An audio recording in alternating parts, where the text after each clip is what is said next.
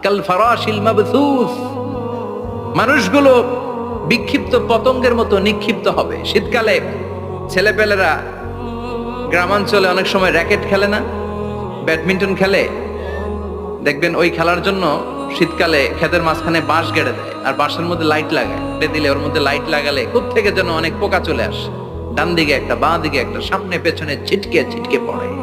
কিয়ামতের সেই কঠিন দিন মানুষগুলো বিক্ষিপ্ত এরকম পতঙ্গের মতো ডানে বায়ে ছিটকে ছিটকে পড়বে।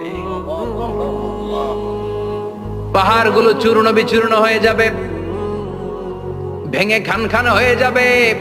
তুলাকে ধ্বনিত করলে তুলা যেমনি ধ্বনিত হয়, তুলার মাঝখানে লাঠি দিয়ে পেটালে, তুলাকে পাতলা করার জন্য, আরামদায়ক করার জন্য, মোটা বানানোর জন্য যখন লাঠি দিয়ে ধ্বনিত করা হয়, দেখবেন সামান্য তুলার ধুলিকণা ছিটেকণা বাতাসের মধ্যে শূন্যে ভাসে, ফু মারলে আরো দূরে যায়।